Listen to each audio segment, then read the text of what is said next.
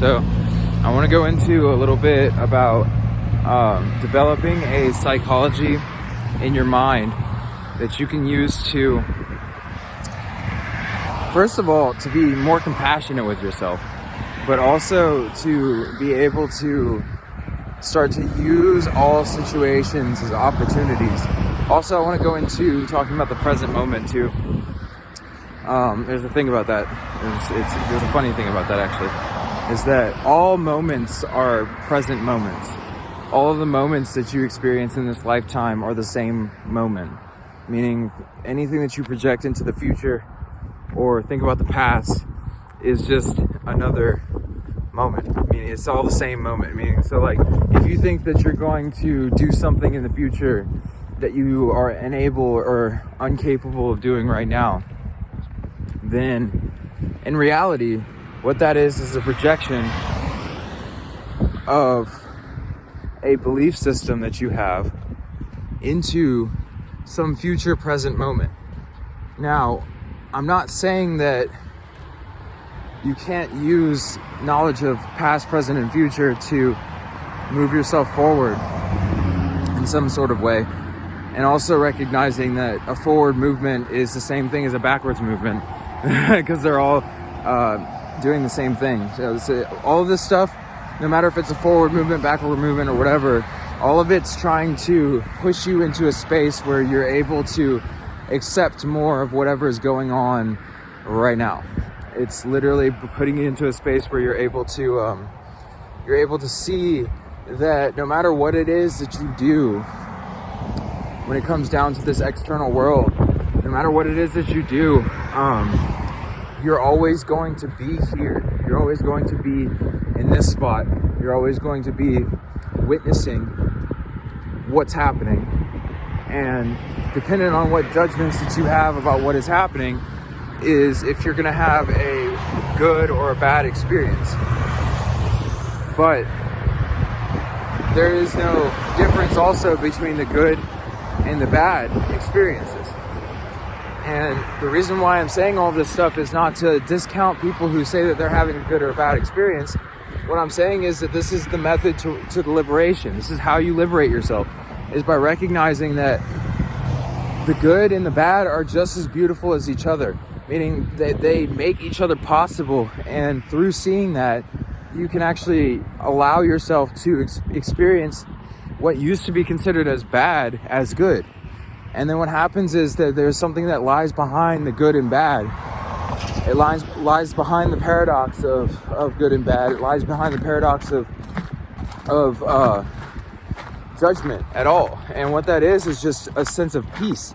It's a sense of togetherness or wholeness in yourself that kind of permeates through everything. So it's like you have these moments or fleeting kind of glimpses of the peace whenever you say, do something and then you feel really good afterwards. Say that you, I don't know, man, like most people can understand what it's like to find a lover and then to experience the presence of that lover.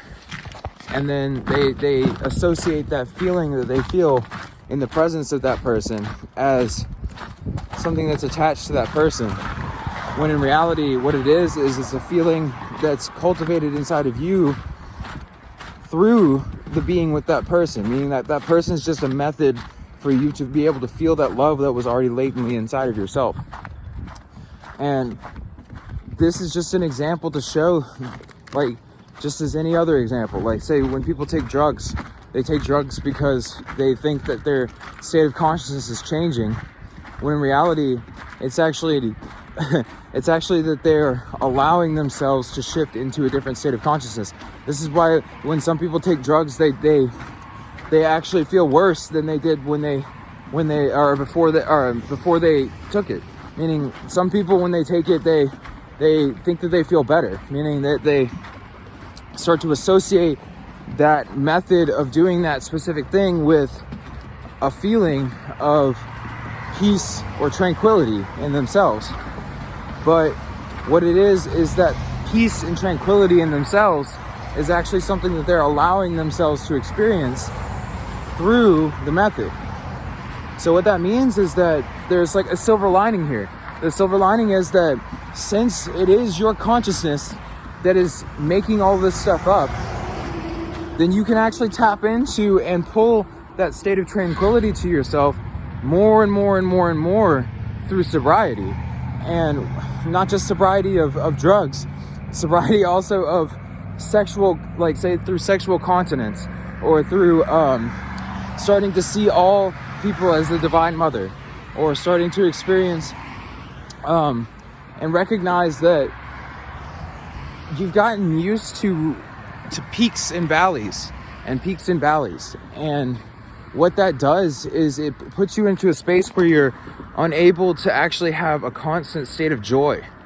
And it's not really particularly unable, because you could, through a general realization, you could actually let go of that, and then all of a sudden be liberated into a space where you're able to just experience the joy of existence throughout, without having to do anything about it. Meaning even the valleys, even the lows, become just as beautiful as the highs are for you.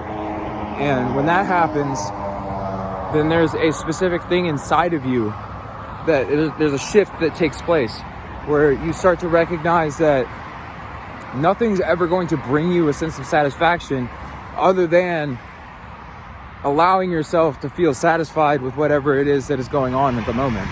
Even if it's something that it would be considered terrible by all people, I feel like it would be better, and this is just my personal experience, but it seems better for me to be able to let all that judgment that other people have go, and then just observe the situation for what it is.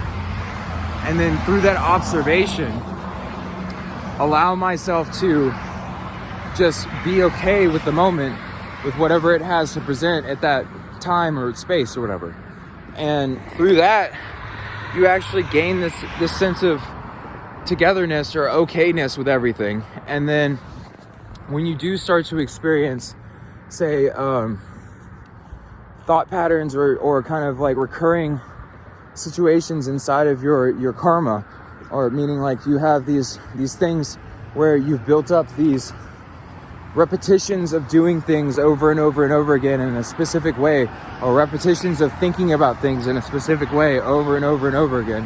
When you do start to experience that energy come back up again, you recognize that it's just energy, just as the same as any other energy is. Meaning, when you experience that energy, if you choose to cling on to it or think about it in a specific way, then that energy attaches to you, and then it becomes your karma again.